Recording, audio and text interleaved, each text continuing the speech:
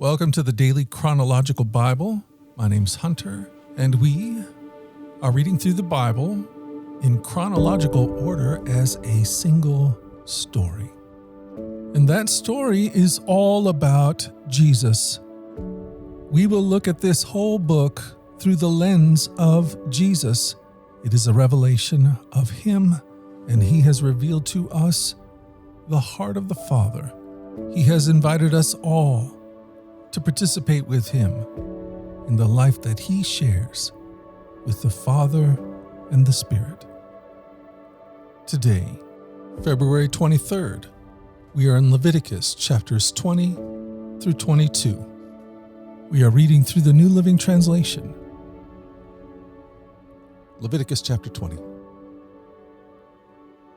The Lord said to Moses, "Give the people of Israel these instructions which apply both to native Israelites and to the foreigners living in Israel.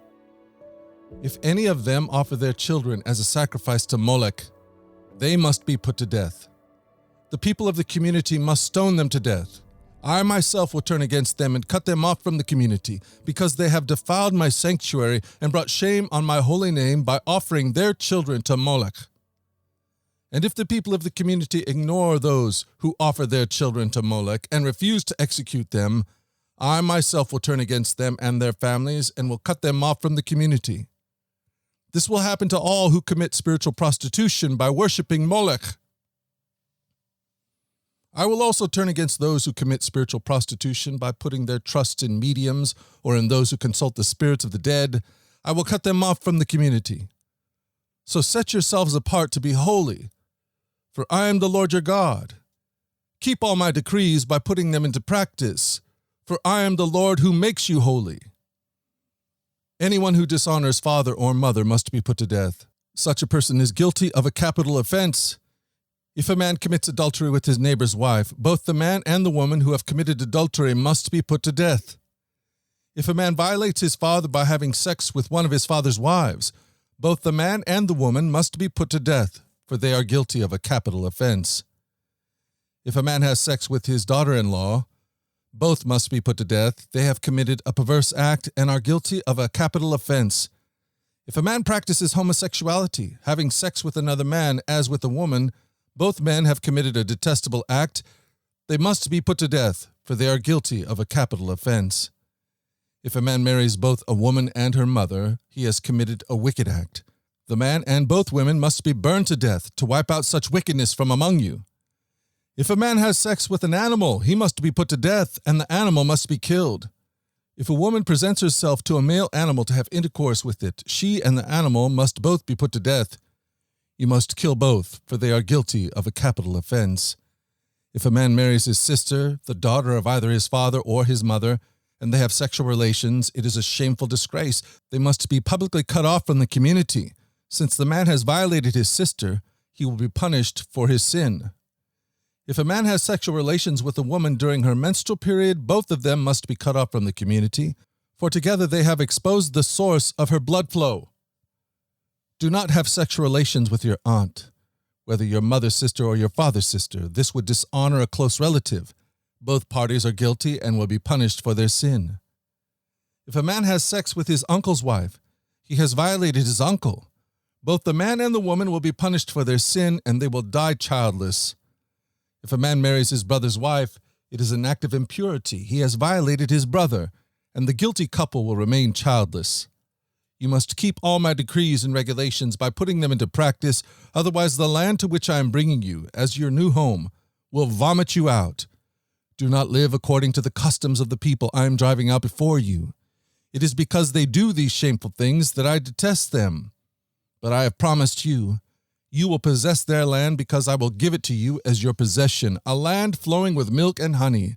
I am the Lord your God, who has set you apart from all other people. You must therefore make a distinction between ceremonially clean and unclean animals, and between clean and unclean birds. You must not defile yourself by eating any unclean animal or bird or creature that scurries along the ground. I have identified them as being unclean for you. You must be holy because I, the Lord, am holy. I have set you apart from all other people to be my very own. Men and women among you who act as mediums or who consult the spirits of the dead must be put to death by stoning. They are guilty of a capital offense. Leviticus 21. The Lord said to Moses, "Give the following instructions to the priests, the descendants of Aaron. A priest must not make himself ceremonially unclean by touching the dead body of a relative. The only exceptions are his closest relatives, his mother or father, son or daughter, brother, or his virgin sister who depend on him because she has no husband. But a priest must not defile himself and make himself unclean for someone who is related to him only by marriage. The priest must not shave their heads or trim their beards or cut their bodies.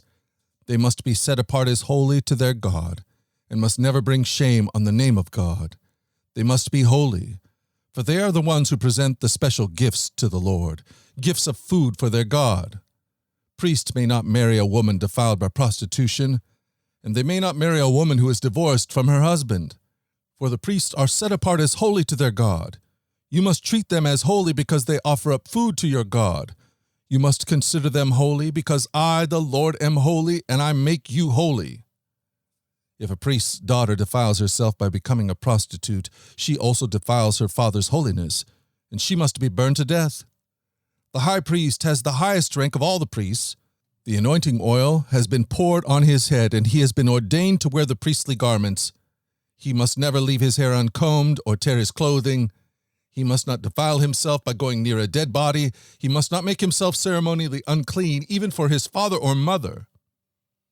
He must not defile the sanctuary of his God by leaving it to attend to a dead person, for he has been made holy by the anointing oil of his God. I am the Lord. The high priest may marry only a virgin. He may not marry a widow, a woman who is divorced, or a woman who has defiled herself by prostitution. She must be a virgin from his own clan, so that he will not dishonor his descendants among his clan, for I am the Lord who makes him holy." Then the Lord said to Moses, "Give the following instructions to Aaron. In all future generations, none of your descendants who has any defect will qualify to offer food to his God. No one who has a defect qualifies, whether he is blind, lame, disfigured, deformed, or has a broken foot or arm, or is hunchbacked or dwarfed, or has a defective eye, or skin sores, or scabs, or damaged testicles. No descendant of Aaron who has a defect may approach the altar to present special gifts to the Lord. Since he has a defect, he may not approach the altar to offer food to his God. However, he may eat from the food offered to God, including the holy offerings and the most holy offerings. Yet because of his physical defect, he may not enter the room behind the inner curtain or approach the altar, for this would defile my holy place. I am the Lord who makes them holy." So Moses gave these instructions to Aaron and his sons and to all the Israelites. Leviticus 22. The Lord said to Moses, "Tell Aaron and his sons to be very careful with the sacred gifts that the Israelites set apart for me, that they do not bring shame on my holy name. I am the Lord. Give them the following instructions. In all future generations, if any of your descendants is ceremonially unclean when he approaches the sacred offerings that the people of Israel consecrate to the Lord, he must be cut off from my presence. I am the Lord. If any of Aaron's descendants has a skin disease or any kind of discharge that makes him ceremonially unclean, he may not eat from the sacred offering until he has been pronounced clean. He also becomes unclean by touching a corpse, or by having an emission of semen, or by touching a small animal that is unclean, or by touching someone who is ceremonially unclean for any reason. The man who is defiled in any of these ways will remain unclean until evening. He may not eat from the sacred offerings until he has bathed himself in water. When the sun goes down, he will be ceremonially clean again, and may eat from the sacred offerings, for this is his food. He may not eat an animal that has died a natural death or has been torn apart by wild animals, for this would defile him. I am the Lord. The priest must follow my instructions carefully, otherwise they will be punished for their sin and will die for violating my instructions. I am the Lord who makes them holy. No one outside a priest's family may eat the sacred offerings. Even guests and hired workers in a priest's home are not allowed to eat them.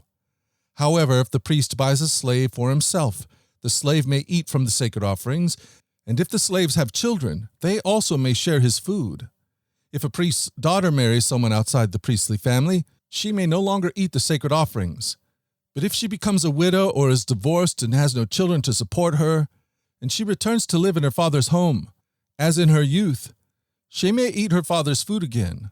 Otherwise, no one outside the priest's family may eat the sacred offerings. Any such person who eats the sacred offerings without realizing it must pay the priest for the amount eaten, plus an additional 20%. The priest must not let the Israelites defile the sacred offerings brought to the Lord by allowing unauthorized people to eat them. This would bring guilt upon them and require them to pay compensation. I am the Lord who makes them holy. And the Lord said to Moses, Give Aaron and his sons and all the Israelites these instructions which apply both to native Israelites and to the foreigners living among you. If you present a gift as a burnt offering to the Lord, whether it is to fulfill a vow or is a voluntary offering, you will be accepted only if your offering is a male animal with no defects. It may be a bull, a ram, or a male goat. Do not present an offering with defects, because the Lord will not accept it on your behalf. If you present a peace offering to the Lord from the herd or the flock, whether it is to fulfill a vow or a voluntary offering, you must offer a perfect animal. It may have no defect of any kind. You must not offer an animal that is blind, crippled, or injured, or that has a wart, a skin sore, or a scab. Such animals must never be offered on the altar as special gifts to the Lord. If a bull or lamb has a leg that is too long or too short, it may be offered as a voluntary offering, but it may not be offered to fulfill a vow. If any animal has damaged testicles or is castrated, you may not offer it to the Lord. You must never do this in your own land, and you must not accept such an animal from foreigners and then offer it as a sacrifice to your God. Such animals will not be accepted on your behalf, for they are mutilated or defective. And the Lord said to Moses, When a calf or lamb or goat is born, it must be left with its mother for 7 days. From the 8th day on, it will be acceptable as a special gift to the Lord. But you must not slaughter a mother animal and her offspring on the same day, whether from the herd or flock. When you bring a thanksgiving offering to the Lord, sacrifice it properly so that you will be accepted. Eat the entire sacrificial animal on the day it is presented. Do not leave any of it until the next morning. I am the Lord. You must faithfully keep all my commands by putting them into practice. I am the Lord. Do not bring shame on my holy name, for I will display my holiness among the people of Israel. I am the Lord who makes you holy. It was I who rescued you from the land of Egypt, that I might be your God. I am the Lord.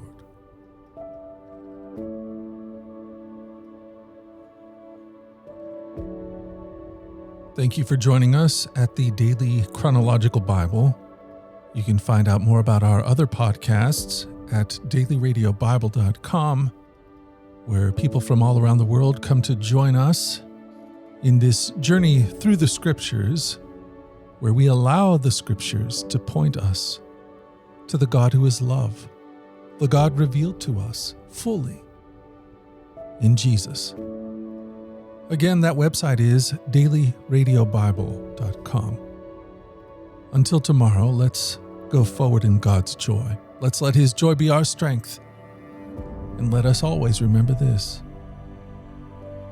that you are loved. No doubt about it. Alrighty, I'll talk to you again tomorrow. Bye-bye.